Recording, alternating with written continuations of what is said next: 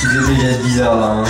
Petit bonhomme en mousse, c'est l'ange qui rate le bras. Plus il y a d'eau, plus ton joint risque d'avoir des différences de couleur. Ça, il faut le savoir. Les plombiers, vous avez du bon matos aussi sans deck. Déjà, toute la tuyauterie, on passe bien dessous. Tu vas venir en mettre sous la bombe. Je le tiens. Quoi, elle change pas?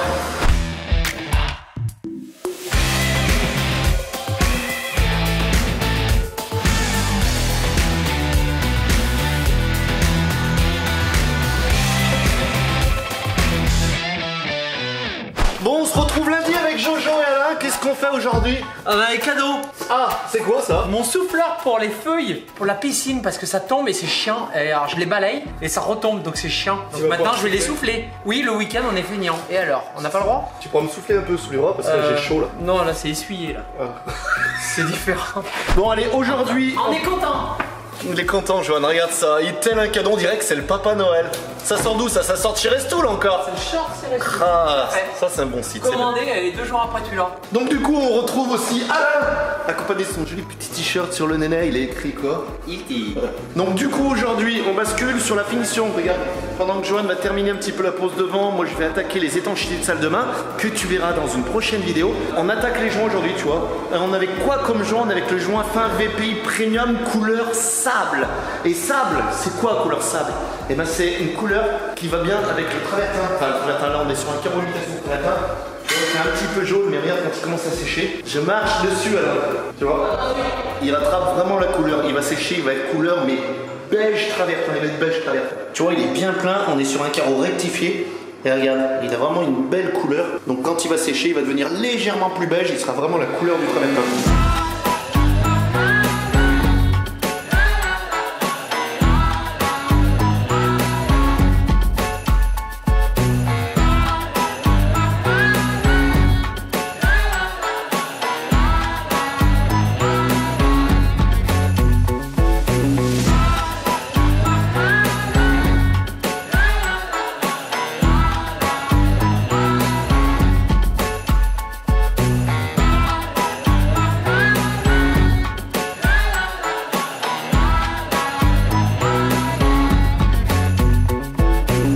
Donc là ce qu'on fait, on le fait légèrement pâteux et tu vois on va venir le passer avec tu vois un petit platoir. Alors on prend nous celui qui est en mousse, hein.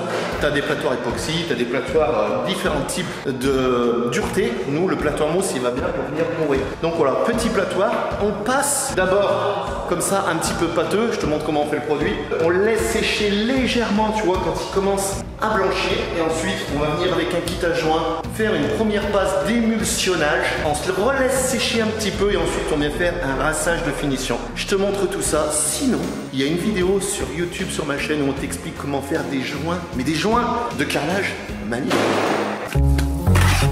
Faut qu'ils soient mousseux comme ça, mousse. Petit bonhomme en mousse, c'est l'ange qui rate le bras. Comme une chanson douce. Il est heureux de travailler là. Petite marionnette. Et voilà, c'est prêt à table. Tu vois, quand je te disais pâteux, regarde, vraiment, t'as vu? Telle une gousse de vache dans un pré quand elle tombe. Hein, Johan? T'as déjà vu des vaches quand elles font caca? Ça fait. Ouais, mais quand elles font caca de cette couleur, c'est vraiment qu'elles sont malades. Ah, c'est qu'elles ont peut-être mangé. Là, faut changer le foin. Là. En gros, la texture. Alain, nous on dit toujours, hein, en gros, tu sais, limite pâte à croissant, tu dirais quoi toi? Quand tu brasses, ça fait un peu de mousse. Ça fait un peu de mousse quand tu brasses, mais bon, c'est pas de la bière. Voilà, regarde. En gros, tu vois, il est comme ça. Et là, il va super bien. De toute façon, si t'es pas sûr, alors nous on a l'habitude, il y a le dosage d'eau, c'est préconisé, tout est écrit sur le seau. Bien sûr que nous on a l'habitude du produit, on le connaît par cœur, donc on sait comment on va le fonctionner parce que t'as toujours une petite marge d'erreur au niveau de l'eau. Attention, hein, t'as pas 1 litre d'écart, hein, mais t'as toujours une petite marge. Et il faut toujours par contre le malaxer de la même consistance pour avoir la même couleur. Sinon tu risques d'avoir des petites nuances de joints. Et c'est surtout que quand tu fais tes joints, il faut bien les gratter. En fait, il faut bien les gratter, qu'ils aient à peu près la même profondeur partout. Parce que si t'as pas la même profondeur partout, ce qui va se passer, c'est qu'il y a des endroits où tu vas avoir 2 mm des joints, des endroits 4 mm en profondeur, ce qui fait que ça peut amener à faire des différences de couleur. Voilà, un petit peu tous les conseils qu'on peut te donner. C'est parti, time-lapse, ça balance.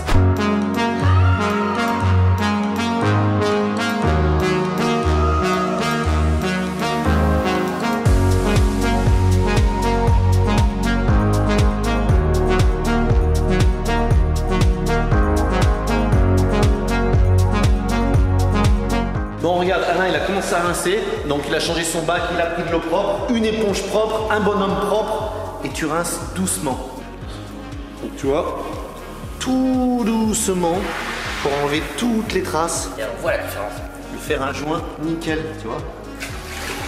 Et une fois que tu as levé ton éponge, regarde là, hop, et ben il vient pas renettoyer. Tu fais pas comme certains là qui brossent dans tous les sens, ça sert à rien. Tu rinces bien ton éponge doucement, voilà. Un joint bien de qualité, qui est magnifique, tu vois. Et tu viens rincer bien propre. Alors là, on fait pas le joint entre le placo et le carrelage. Pourquoi? Sinon ça fait point de compression et pouf, les carreaux se décollent. Voilà. Donc en fait, soit tu peux venir faire un joint silicone, sinon il y a sur certaines chapes, tu as une mousse qui remonte, tu la plies, tu poses tes plaines dessus, tu coupes au cutter et ensuite tu viens faire un silicone. Mais tu ne me mets jamais de joint ici, le long des murs, dans le sens où ça risque de te créer un point de compression. Le calage ou la chape, quand elle dilate, on le voit pas nous visuellement, mais ça travaille. Ce qui fait que si ça a tendance à bouger légèrement, à gonfler entre guillemets, et bien vu que c'est coincé contre les murs, qu'est-ce qui se passe quand ça gonfle? Ça a besoin de soulever et ça pète.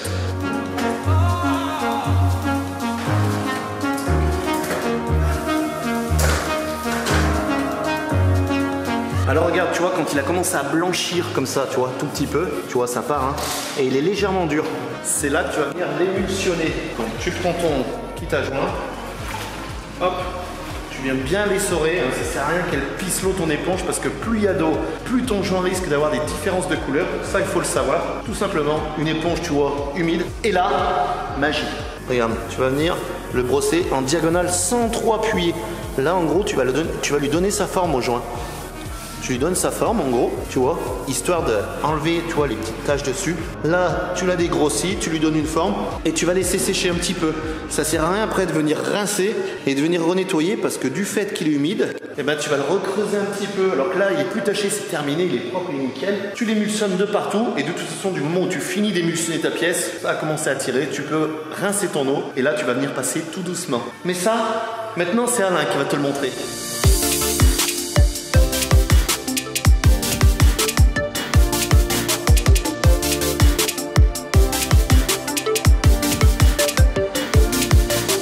Regarde, une fois rincé, tu vois, c'est nickel. Quand ça sèche, faut pas qu'il y ait de traces. Regarde, tu vois, c'est propre. Et les petites traces qui pourraient rester comme ça, voilà, il y en a une toute petite. Et ben nous, avant de partir, une fois qu'on a terminé, on va venir rincer une dernière fois pour être sûr. Voilà, vaut mieux rincer 3 fois. Et quand le client arrive le soir, ils disent, allez, tu sais quoi, on met la table, on met le cochon, on regarde la télé, c'est parti, c'est nickel. Voilà, normalement, quand tu vends une prestation, faut que le client, quand il arrive, il n'ait pas un coup d'éponge à mettre. Même si on sait très bien qu'il en mettra en déménagement. Tu vois, regarde la couleur. Là, il n'est pas sec. Et là, il commence à sécher. Et ce qu'il faut savoir, c'est que la couleur définitive, hein Jojo, eh bien, il faut attendre au moins 72 heures pour avoir une couleur définitive au niveau de tes joints. Ouais, parce que là c'est foncé. Pourquoi c'est foncé? Parce que... Je vais t'expliquer. Là, vous le voyez pas, vous, mais nous, ça fait un moment qu'on ne travaille pas trop ensemble avec Jojo. On se séparait parce que beaucoup de boulot. Mais voilà, ça fait plaisir de travailler en équipe. Bon, allez, c'est casse-croûte. À midi, c'est quoi? Tu manges quoi, là? Fais-nous voir ta petite galette. C'est à quoi? Kebab. Kebab? Eh ben, moi, c'est bagna de la boulangerie que Johan m'a mis d'aller. Petit bagna au thon et Jojo. Tartiflette maison.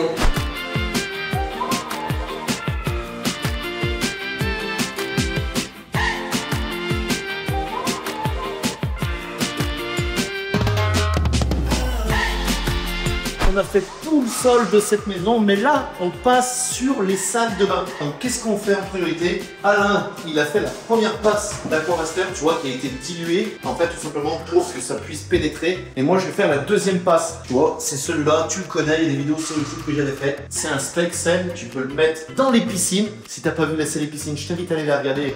Tu vas voir la piscine, le travail que ça demande à faire. Donc voilà, du coup, c'est parti. Je vais faire la deuxième passe. On commence par les réchampis, enfin par les angles surtout, bien propre, pareil dans les tablettes. Alors là, ce qu'il faut savoir, c'est que c'est pas parce que c'est un placo vert qu'il faut pas faire d'étanchéité. Aujourd'hui, l'étanchéité est obligatoire au niveau des assurances, au niveau du travail que tu vas fournir. Il va servir à quoi? Il va tout simplement servir à pas venir bousiller, à venir pourrir ton support. C'est-à-dire si tu avais une infiltration par les joints de ton carrelage, ça n'ira pas plus loin que derrière ton carrelage. En fait, tout simplement, elle va venir stopper l'eau qui risque de passer à travers.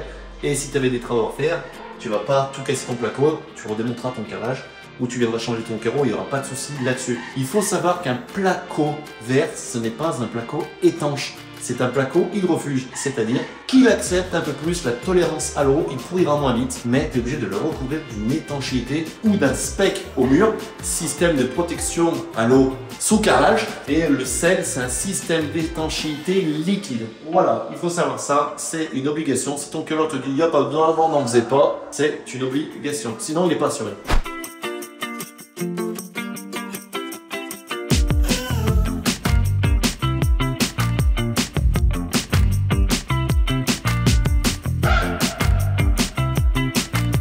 Bon regarde, j'ai préparé, je vais t'expliquer un petit peu comment je vais faire cette magnifique petite douche à l'italienne. Donc là on est sur une petite douche, un bac qui fait 90 par 134 précisément. Et là on est parti avec les bombes de douche d'Almer. Et d'Almer c'est quoi? C'est de la super cam. Alors franchement ce qui est bien maintenant, il y a les bondes, elles ont évolué et ça je trouve ça pas. C'est qu'une fois que tu as réglé ta bonde, si tu dois bouger un petit peu, elle est sur rotule celle-là, tu vois. Regarde, tu vas pouvoir, là, bouger. Si tu as besoin de décaler d'un centimètre, eh ben, tu peux décaler d'un centimètre. Ce qui est bien, tu vois, elle a des petites pattes qui vont être prises dans la charpe. Donc déjà, elle va pas bouger. Ça va être top. Et là, ce qui est bien, c'est que tu vois, elle est soit en sortie 40, soit en sortie 50. Tu peux recouper. Tu as une rotule qui est jointive. Regarde, hop. Tu vois, la sortie elle était déjà faite, c'est pas nous qui l'en fait, les plombiers nous sortent la sortie. Ce qu'il faut faire attention quand tu poses une bonde, il faut réfléchir au carrelage que tu vas avoir. Si tu as la possibilité d'avoir les codes du carrelage avant, c'est bien. Et là, on est sur de la mosaïque, mesdames et messieurs, attention. Donc là, on prend l'axe, on calcule tout pour qu'on tombe axé sur les carreaux et tout. J'ai fait un calpinage dans ce sens, calpinage dans l'autre, ce qui fait que ma bonde, je vais l'axer par rapport à ma mosaïque comme il faut. Ce qui fait que quand on va pouvoir carreler, visuellement vu de dessus, la bombe elle va être centrée à ta pose de carrelage. Tu n'auras pas un joint qui va partir à plus 1 cm par rapport à l'autre côté. Oui, ça fait la différence. On va pas mettre de natte étanche par terre avant de faire le mortier en fait. Ici ça sert à rien puisqu'on va faire une étanchéité au dessus. C'est le dessus que tu vas étancher. Tu n'étanches pas le dessous si tu n'étanches pas le dessus, tu vois. On va faire notre mortier et une fois qu'il sera sec, on va pouvoir venir étancher le dessus, traiter nos points de singularisation ou points de jonction ou points de ponction comme tu veux. Et on va faire une étanchéité sur le dessus et on va même étancher la charpe à côté pour que quand ils sortent de la douche, ils ont les pieds mouillés. Vu qu'on est sur une charpe à l'hydride, on va quand même étancher. Déjà tout autour, on va mettre une bande périphérique, tu vois. C'est une petite bande, elles sont en bleu, elles sont en blanche, en vert, comme tu veux. On va la mettre autour du placo dans la douche tout simplement pour que ton mortier soit un petit peu désolidarisé de ton placo, que ça puisse toujours travailler. Il faut toujours penser à ta dilatation sur tout ce que tu fais. Bande périphérique, voilà à quoi ça sert.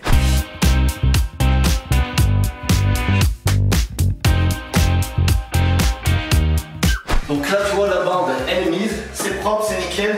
Là on sort le gros guébérit pour couper le tuyau. Alors on prend la cote. Oh, les plombiers, vous avez du bon matos aussi sans deck. Ah, la coupe comme elle est propre. J'enlève la bavure dedans.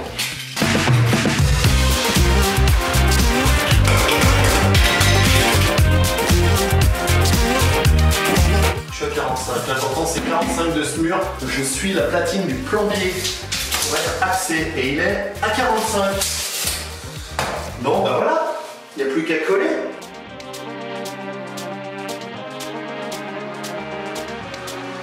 Donc on laisse sécher le temps de midi, ensuite qu'est-ce qu'on fait? On fait la chape. Non, on fait pas la chape, non. Ce qu'on fait, c'est qu'une fois que c'est sec, on fait le test à l'eau, c'est-à-dire que là on va ouvrir et je vais mettre de l'eau pour vérifier que mes évacuations ne fuient pas. Et ensuite, bah, c'est parti pour la chape. Mais là, tout, c'est casse-croûte. Oh, micro-ondes de Jojo, il a plus de 10 ans. Bon, faut pas regarder l'état, mais ça y va. Tac, hop, c'est parti. Bon, on a bien mangé. Alors du coup, on fait le petit test à l'eau avant de faire la chape. Donc c'est-à-dire qu'on a rempli une petite bouteille, tu vois. Avant tout, il faut voir si elle est bonne. Elle est bonne. Donc là, on va lui faire un petit trou. Docteur Scalpel. Est-ce qu'il y a de l'eau? Alors ça c'est la colle de tout à l'heure, on est d'accord. Y'a pas d'eau, c'est nickel, y'a rien. Ouais. Tu devais déjà être bizarre là. Hein. Bah y'a pas d'eau, j'ai quoi? Ah et tu frottes la main dessous et tu regardes s'il n'y a pas d'eau. Non mais fais pas sur tout le tuyau. Fais juste dans les raccourcis. Si ça goûte le long du tuyau, non. tu vois si ça goûte. Bon là, Oui. c'est parti. Allez. Retour à la voyage. Alors attention, pour faire le mortier, j'ai besoin De mortier, de moi, de malaxeur, de l'eau. de l'eau et du courage. Et c'est parti. Quoi, j'entends pas. Pour faire du mortier à maçonner. Et là, on va pas faire du mortier à maçonner, donc c'est-à-dire qu'on va réduire le taux d'eau. Le taux d'eau. Pas le tonneau, hein, le taux d'eau. Ton dos, ça va ton dos? Et toi ton dos. Donc pour faire du mortier, il te faut du mortier. Mortier Pro 300 traditionnel pour une application manuelle. Prête à gâcher. Dosage en ciment 300 kg m3 de sable. Supprime les approvisionnements de sable et de ciment sur les chantiers multi-usages. Alain, c'est parti.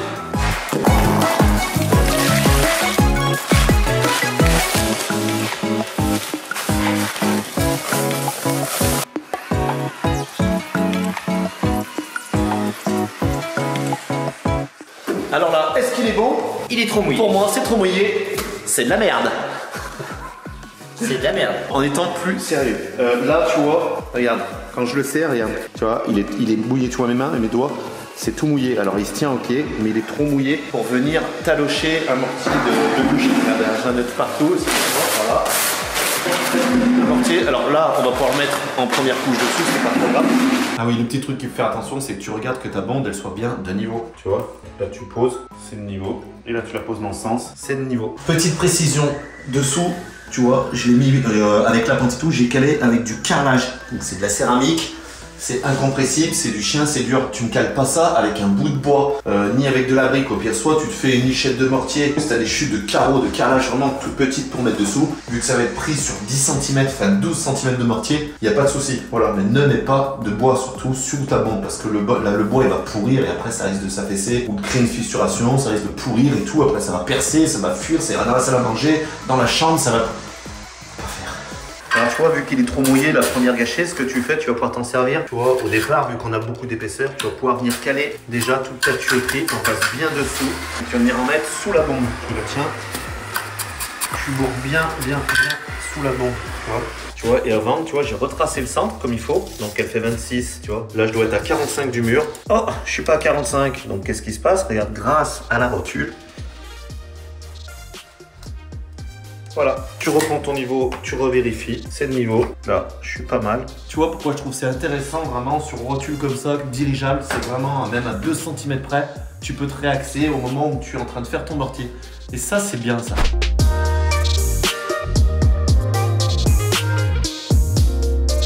Alors tout à l'heure, on était à 2,75 litres d'eau. 2,75 litres d'eau. On a testé 2,5 litres. C'était encore légèrement trop mouillé. Et là, on est à 2,4 litres. On a la recette magique. C'est-à-dire le mortier plus 2,4 litres d'eau pour 25 kg. Et voilà le résultat. C'est-à-dire que là, tu vas le serrer et tu vois, il se tient. En gros, il faut que ton mortier, quand tu le serres, il fasse la boule. Tu vois, il tienne. Mais que tu sois pas trempe. Alors là, j'ai mis les gants hein, parce que j'ai pas envie non plus de me salir tout le temps les mains. Mais voilà, là, tu as un mortier qui est nickel. Et quand tu vas le talocher, il va pas faire la flaque. Tu sais, ça va pas remonter l'humidité et tout. Parce que nous, ça, on veut pas que ça fasse le flanc. On veut pouvoir le travailler assez sec. C'est pour ça qu'on appelle ça une chape maigre ou un mortier sec. Et en plus, ensuite, on va pouvoir le talocher nickel et le travailler correctement sans qu'il fasse la boue, tu vois, parce que sinon c'est intravaillable. Donc voilà, 2,4 litres pour 25 kg si jamais tu avais besoin du... Comment tu veux dire?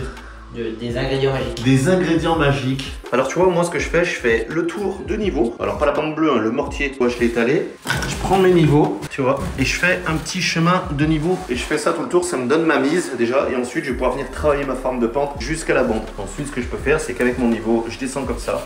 Et je scie. Et je scie, je travaille. Et ensuite je vais venir par le talocher. Et là je vais pouvoir venir tourner en rond tout le tour. Alors je le fais au niveau. Certes, d'habitude j'ai des petits bouts de litho bien droits, mais là je les ai pas. Donc je travaille avec plusieurs niveaux et je le fais au niveau. Après je les lave bien sûr. Mais si tu as des petits lithos, des tasseaux de bois très droits, ça se fait aussi.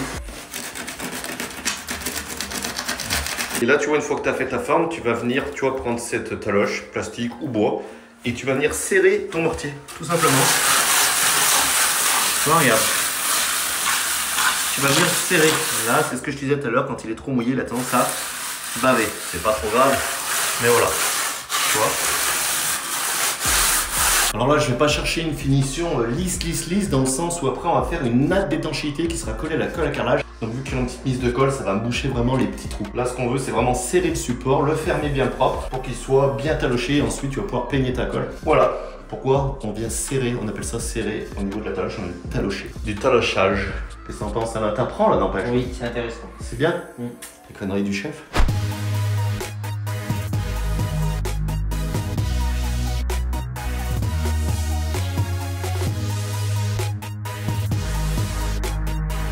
Et voilà ce que ça donne une fois que c'est taloché nickel, tu vois. Alors tu vérifies toujours avant de partir que tu sois de niveau dans ce sens et dans ce sens. C'est nickel. On dirait que c'est plat, tu vois. Et regarde, il y a bien la pente. Regarde. J'ai environ 15 mm, voire 18 mm. Et là par contre, je suis de niveau tout le tour. Tu vas pouvoir venir couper, alors moi je vais pas couper jusqu'au fond en fait, parce que j'en garde un peu, mais tu vas pouvoir venir couper cette partie. Toujours mettre un peu de spatule. Ah, t'en as mis un à l'envers? Ah. C'est beau, hein, c'est de toute beauté. C'est un joli rendu. Ouais. Tu vas pouvoir venir juste, tu vois, lisser un tout petit peu pour attraper l'épaisseur de la bande. Vraiment, c'est minime.